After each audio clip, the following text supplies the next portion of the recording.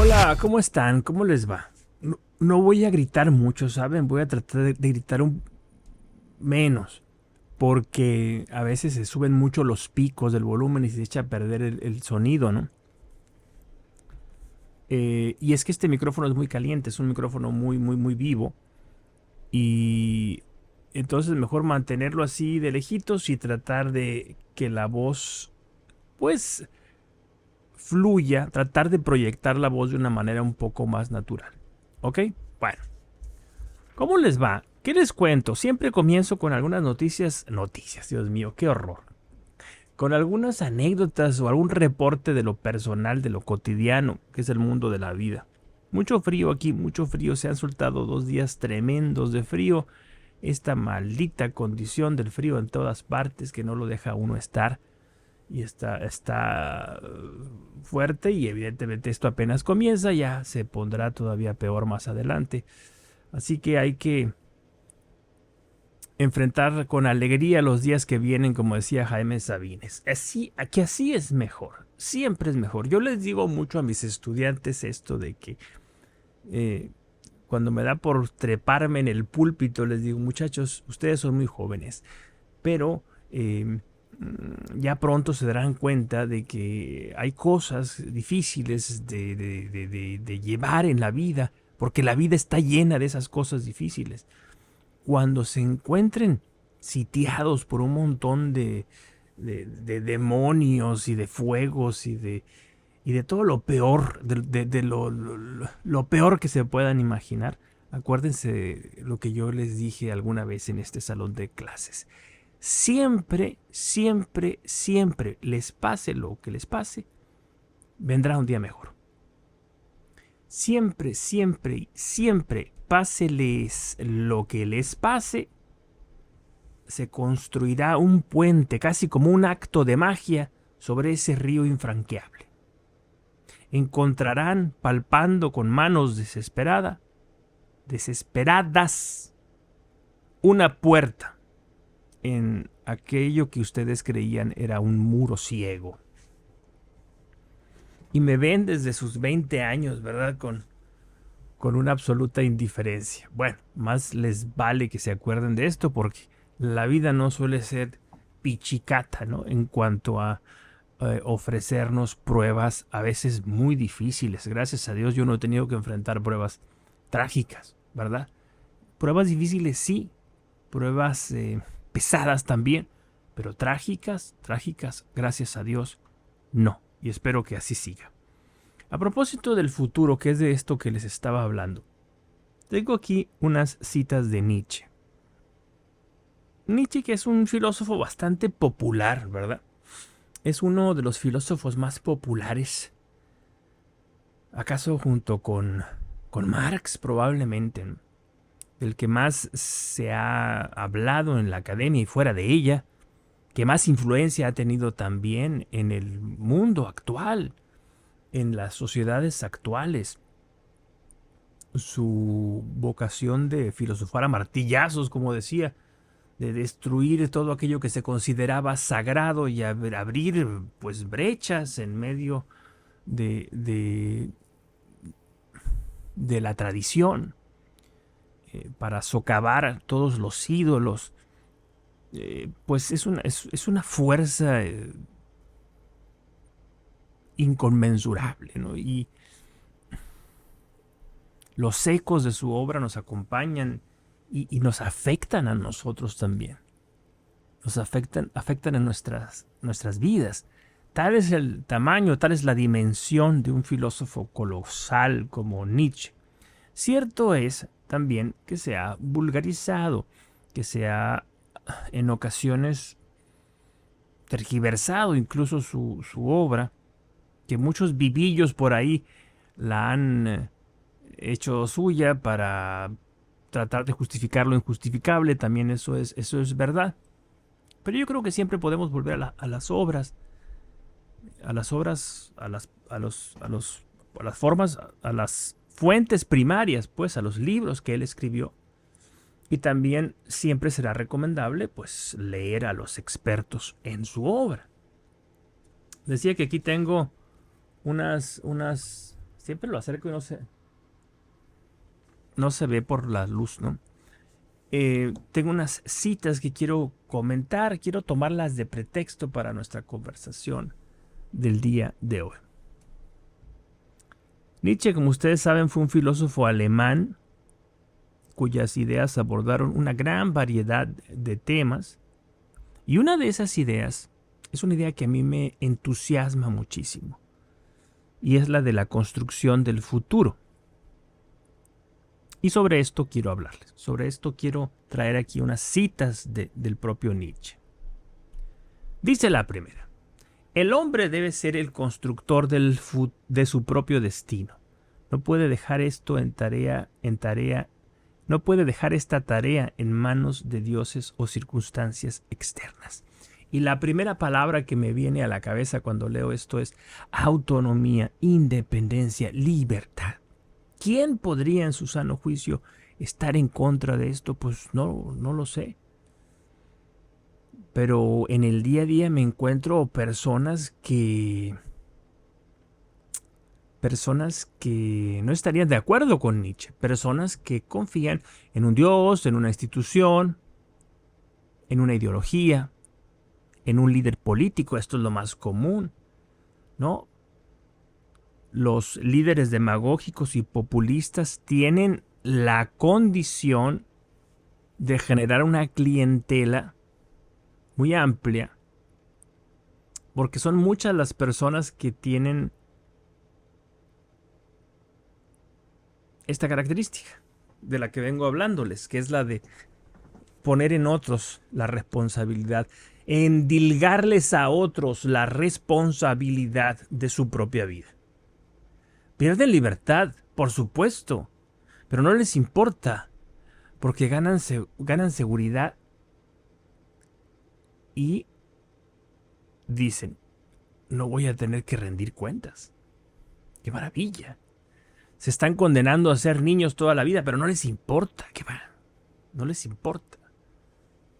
Entonces es el presidente, el señor presidente.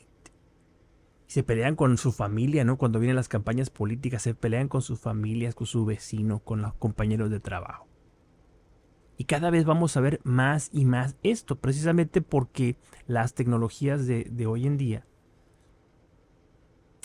permiten estas polarizaciones. Yo me llamo a mí mismo liberal. Y un principio liberal es el principio de la ley. Paine decía, ¿no? ¿Cómo decía? The law is king. Sí. Que sea la ley que nos rige. Y este concepto de la ley, con todo lo criticable que puede ser, con todos los matices que podamos agregarle, es fundamental porque establece un suelo común, una serie de reglas del juego que permiten que convivamos todos juntos. Y esta debería ser la tarea fundamental, la de que todos convivamos y vivamos juntos. Y sobre todo que asumamos con madurez, con adultez, que tenemos que vivir con personas que piensan muy distinto a nosotros.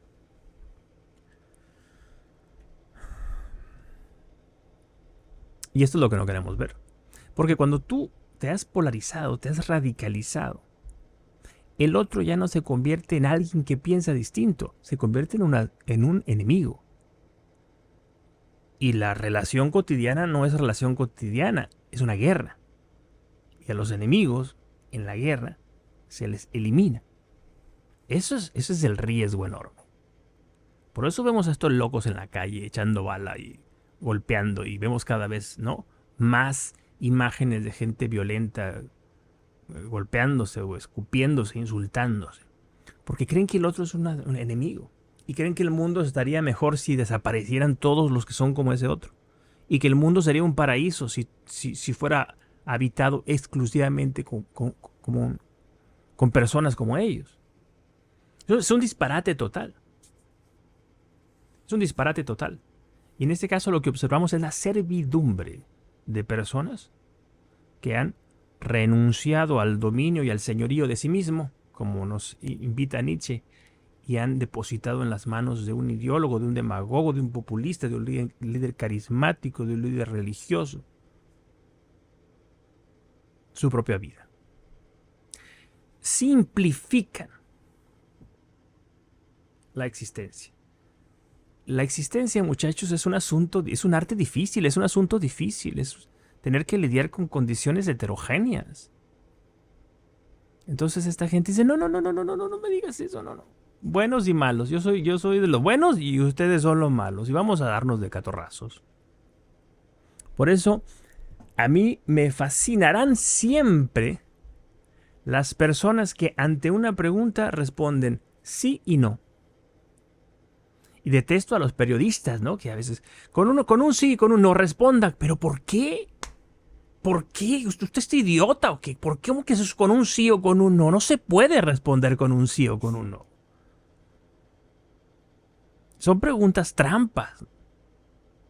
Quieren llevarte a que parezca que tú estás diciendo algo. Y a la gente que es importante, que es relevante en la sociedad, que cae en esta trampa, al día siguiente sale un titular, ¿no? Un encabezado en los periódicos, en los medios, diciendo, tarará, tarará, X, Y, Z, 2 puntos, fulano de tal, o entrecomillado. Cuando no es así. No es así, pero los periodistas son expertos en esto, ¿no? Pero volvamos a Nietzsche. No puede el hombre libre dejar esta tarea en manos de dioses. ¿Cuál es la tarea? La de ser constructor de su propio destino. Otra cita dice, la voluntad de poder impulsa al individuo a forjar su propio camino hacia el futuro, desafiando las limitaciones impuestas por la moral y las convenciones sociales. Muy punk, don Nietzsche, ¿no? Tremendamente punk. Y su afán por demoler lo establecido. También entendemos que entender el tiempo en el que está escribiendo estas cosas, ¿no? En el siglo XIX. Y la moral es otra, las costumbres son otras, las rigideces son otras. Lo que se vive hoy es radicalmente distinto. El mundo es literalmente distinto. Sin embargo, esta advertencia, este llamado a la demolición de la rigidez, es decir, del dominio, de la idolatría a la que somos tan proclives los seres humanos, sigue siendo totalmente vigente. Porque a lo mejor ya no es pues la moral victoriana o la moral no sé qué, conservadora. Pueden ser otros los demonios, otras las figuras de autoridad que buscan imponerse como rectores de la vida de las personas. Y yo no sé tú, pero a mí el asunto de la felicidad y el asunto de la libertad me resultan absolutamente trascendentes, importantes en mi vida. Hoy precisamente estaba aquí escribiendo en mi cuadernillo de notas, escribiendo algunas preguntas de investigación, ¿verdad? Para ponerme a estudiar. Algunas preguntas sobre sentido, existencia y construcción del futuro. ¿En qué consiste la existencia consciente?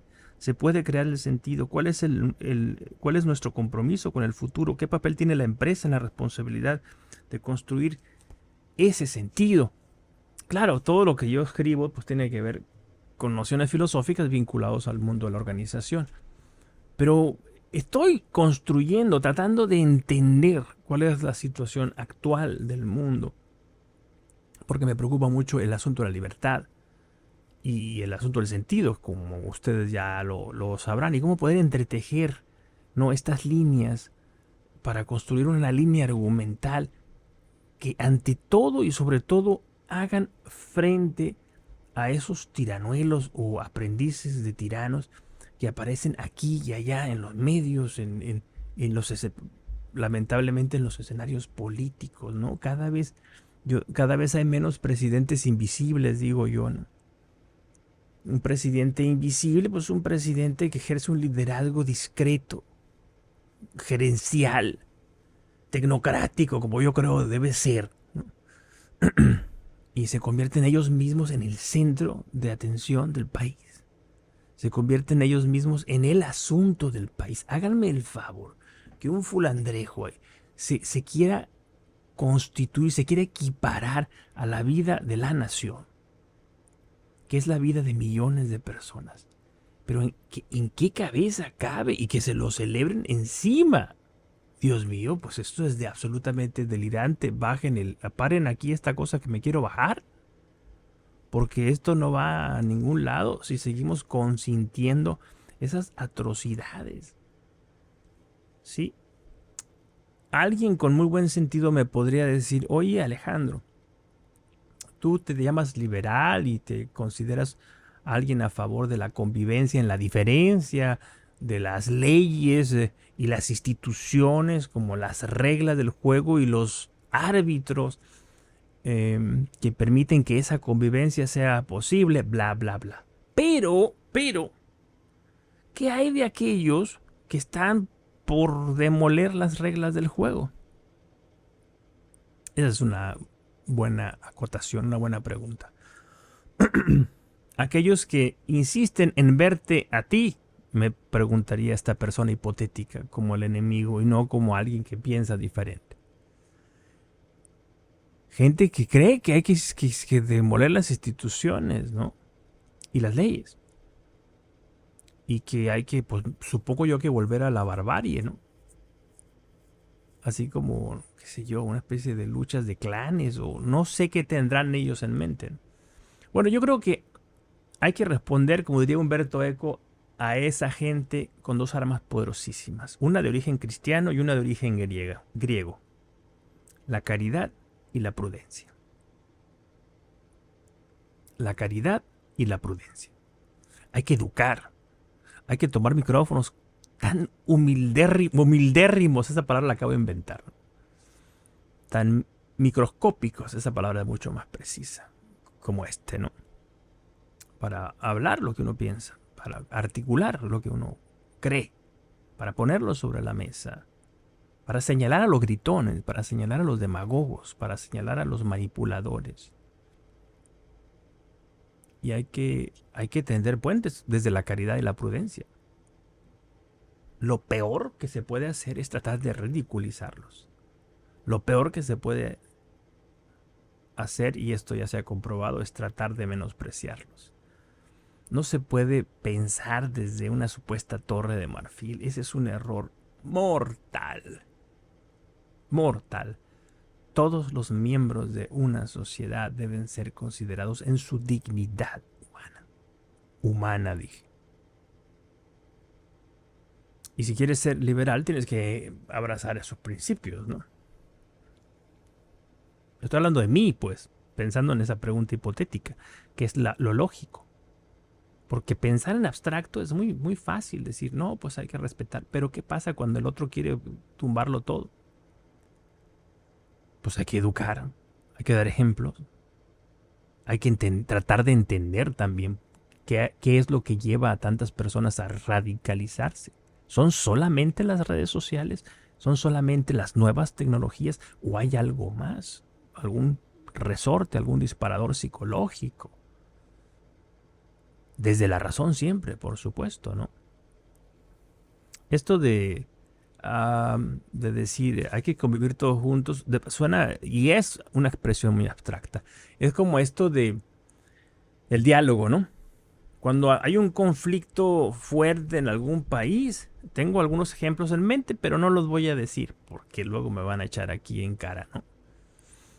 Pero piensa en tu propio país y vas a darte cuenta que hay ese tipo de rupturas y rompimientos. Entonces, se le pregunta ahí al presidente, a algún mandamás, a algún gobernador, a alguien y responde típicamente algo más o menos así. Bueno, es momento de invitar al diálogo a ambas partes. Nosotros, nuestra calidad de, usted llene el espacio en blanco, ¿no? De gobernador, presidente. En nuestra calidad de presidente de la República, por ejemplo, estamos comprometidos con el respeto absoluto y restricto de la ley. Y desde esta tribuna nacional estaremos invitando de manera infatigable a las partes de este conflicto a un diálogo permanente. Pausa y aplaude la gente que esté ahí. ¿Pero qué ha dicho? ¿Qué ha dicho? ¿Ustedes se imaginan que en el ámbito organizacional algún líder dijera esto?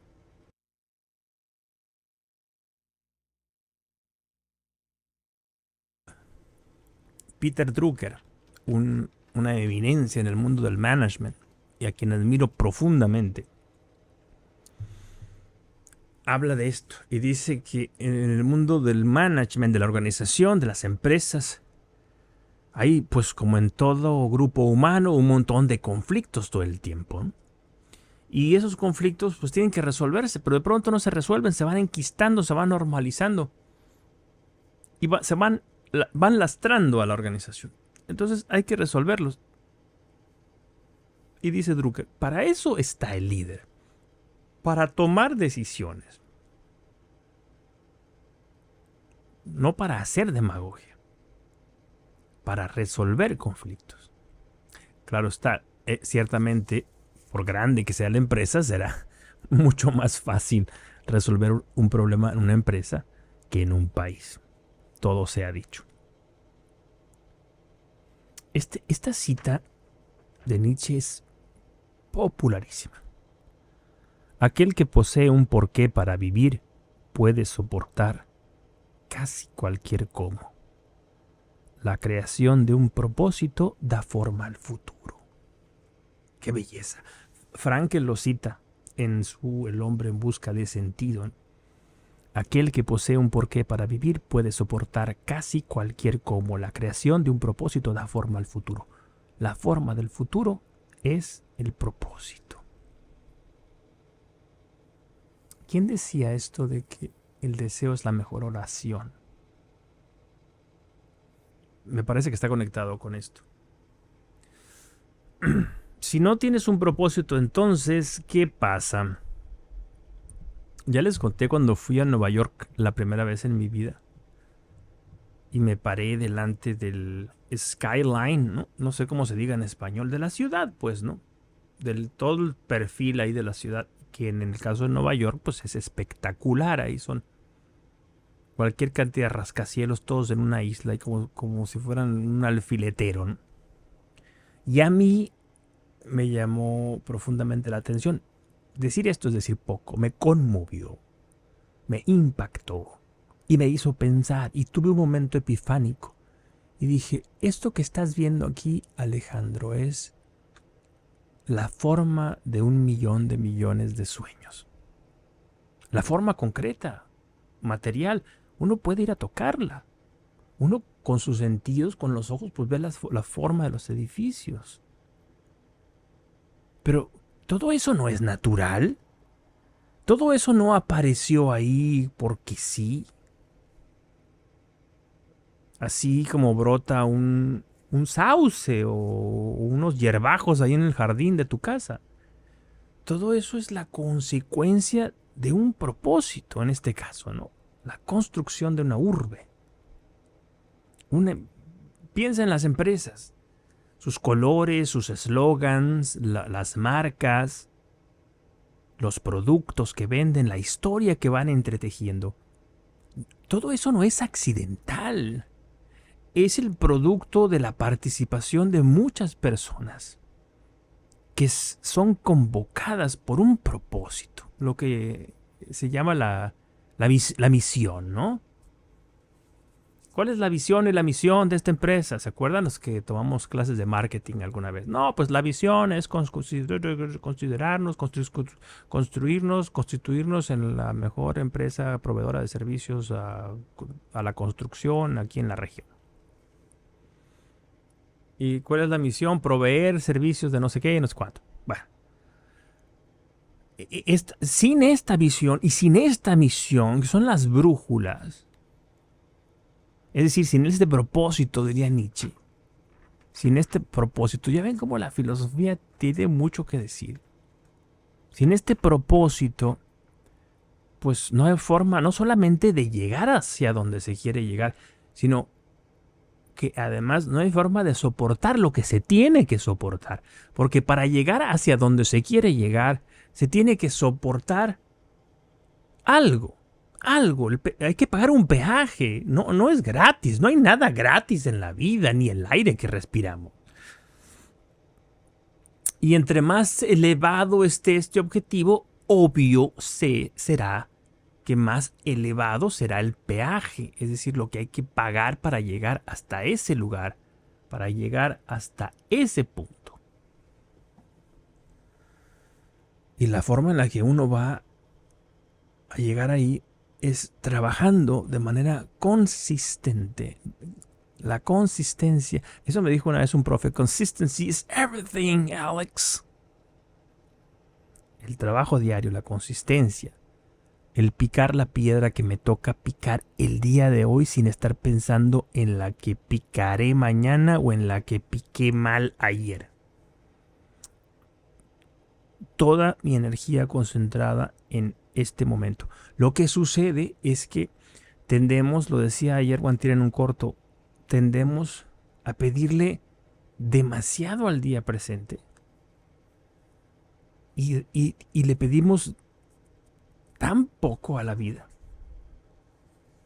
Creemos que el soñar, que plantearnos un propósito elevado es demasiado, que es un sueño guajiro, decimos en México, ¿no? Es decir, un sueño de opio, ¿no? Una exageración, un sueño irrealizable. Pero por otro lado, al día de hoy le exigimos demasiado. Queremos, si tienes un to-do list ahí, lo cargas de cosas que no vas a poder hacer. Entonces, obvio, al final del día tienes un montón de cosas que no terminas y te sientes agobiado y te sientes agobiado. Yo creo que estás colocando los caballos delante de la carreta, ¿no? No, así está bien. La carreta delante del caballo, perdón. La carreta delante del caballo, los caballos detrás de la carreta. Y por eso se te está haciendo bolas el engrudo. Hay que ver con humildad el día a día, la tarea cotidiana. Yo creo que de esto nuestros abuelos sabían un montonal. Pues yo, por lo menos los míos, y me imagino que mis abuelos eran lo más ordinario del mundo, ¿no? Pues gente que se levantaba temprano, que se disponía a hacer lo que tenía que hacer, a trabajar en lo que tenía que trabajar, a concentrarse en ello.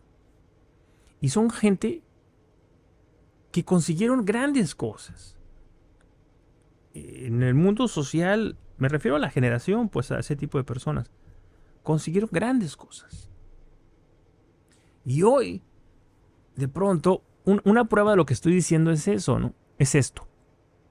Por ejemplo, alguien, qué sé yo, tiene un proyecto, quiere hacer una pequeña empresa, ¿sí? Vamos a suponer que quiere hacer una empresa de venta de alimentos. Por tratar de citar un ejemplo común, ordinario, la cosa más cotidiana del mundo. Entonces, este señor, esta señora, pues no quiere empezar con lo que tiene, ¿no? Que sería lo lógico. Quiere empezar en grande, como si fuera ya una empresa exitosa y consolidada. ¿Tiene un propósito? Sí. ¿Un propósito legítimo? Faltaría más, por supuesto que sí. ¿Tiene una visión y una misión? Sí, pero está fallando en la ejecución. Está fallando en la parte del análisis de la realidad. Tiene que, obviamente, entender cuál es su situación.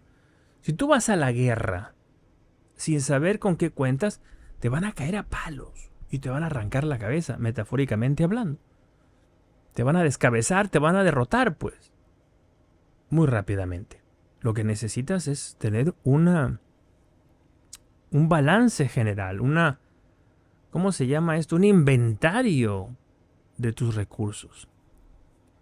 Y si tú vas a empezar, pues lo más probable es que tengas recursos muy limitados. Si las empresas consolidadas tienen recursos limitados, porque la limitación es la característica fundamental de nuestra sociedad, de nuestra naturaleza. Ahora imagínate una pequeña empresa. Ah, pues estos señores de esta pequeña empresa, si no tienen, se endeudan. Pero quieren tener una máquina tal, quieren rentar un local tal, que esté en tal parte y cual, quieren contratar a tal persona para que, óyeme, pero todo lo que necesitas es poner una mesa allá afuera de tu casa, ¿no? O vender, qué sé yo, ahora que hay redes sociales, ¿no? Empezar a vender y romper, ya agarré monte por el lado empresarial, mercadológico. Bueno, perdón, pero está ligado con esto. Pues es que tiene que ver con lo que escribo. Mm, Me perdí, ¿qué estaba diciendo? Ah, ya. Lo que tienes que hacer es empezar con lo que, con lo que tienes. Para romper lo que yo llamo la barrera del primer dólar. Cuando, si no has, si no has consumado la primera venta y tienes que excluir a tus amigos y a tu familia, porque por compromiso y por alentarte te van a comprar, ¿ya? Pero no te van a comprar muchas veces. Ni tampoco puedes vivir tú de teniéndolos a ellos como los únicos clientes, ¿no? Si no has consumado la primera venta, entonces no has roto ese primer sello, digamos, ¿no? Que te hace ver que puedes interactuar económicamente con el otro, que has sido capaz de romper de generar este acto mágico de la compraventa, ¿no? Si tú vendes unos tacos, un plato de tacos, y tú le pides $10 por ese plato de tacos, y ese hombre o esa mujer te pagan los $10 por ese plato de tacos, pues quiere decir que para ti los $10 son más importantes que el plato de tacos, porque los tacos son tuyos. Son tuyos. Tú los compraste, son tuyos. Y el cliente entiende que ese plato de tacos, para él o para ella, ese plato es más importante que los $10 que trae en la bolsa, que son suyos. Son suyos, tú no se los puedes quitar. Si tú brincas la barra y se los sacas de la bolsa, pues estás cometiendo un crimen. Entonces, en esta transacción, que es un acto voluntario, un toma y daca, entonces ahí ocurre este momento maravilloso. The aha moment. Entonces ahí puedes iniciar un maravilloso camino. Pero para que eso suceda, para que ese maravilloso momento suceda, tú no necesitas tener lo mejor, ¿no? The state of the art, como dicen, el último grito de la moda. Todo eso es simplemente ser una persona manipulada, una persona a la cual le interesa más la imagen que el comercio. En realidad le interesa más la imagen del aquí y el ahora que ese propósito del que nos habla Nietzsche. Porque si le importara de verdad el propósito del que nos habla Nietzsche, pues no cometería semejantes burradas, semejantes locuras. Se sacrificaría y pagaría, como digo yo, el peaje que hay que pagar.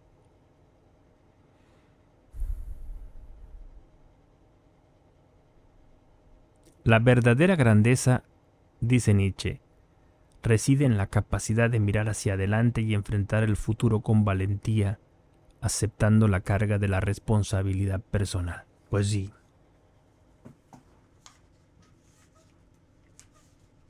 La responsabilidad de la que tanto hablo yo. Sin esa responsabilidad no puede haber dignidad en la persona, ni puede haber adultez en la persona. La persona es un niño perpetuo. Necesita un tutor, necesita un valedor, necesita lo que hablaba hace un momento, un presidente, un tiranuelo, alguien que le resuelva los problemas. ¿Y por qué creen ustedes que todos estos demagogos, que no son nuevos, son tan populares? Porque la gente que no quiere ser responsable es mucha, mucha. Y hay que educar en responsabilidad, en sentido, en propósito y en resistencia. En eso creo, en eso me he formado, en eso me he educado, de eso he mamado, eso he leído. Eso he leído y de eso me he enamorado desde que era muy joven con mis lecturas filosóficas primeras, y eso lo he llevado a diferentes campos de la sociedad a través de mi desempeño profesional, y pienso hacerlo hasta el final de mi vida, porque creo que ese y no otro es el camino, porque es un camino que incluye a todos los caminos, pero sobre todo es un camino que no compromete la dignidad de la persona. Y para mí, muchachos, la dignidad, como la felicidad y la libertad, son asuntos muy, muy importantes, demasiado importantes como para ser ignorados. Bueno, estoy un poco enfermo y con la pila intelectual, digamos, al 10%. Así que disculpen ustedes si salió un poco flojo el podcast de hoy, la emisión del día de hoy, pero no me podía rajar. Yo quería estar aquí al pie del cañón para compartir con todos ustedes, como lo hago siempre, con entusiasmo, con ingenuidad, si quieren, pero con compromiso humano, y también con alegría, con mucha alegría, de hecho. Bueno, si te gustó, comparte, suscríbete, déjame un comentario, dime desde dónde me escuchas. Y nada, a seguir caminando, que siempre, como les digo a mis estudiantes, mañana es mejor. Hasta pronto. Chao.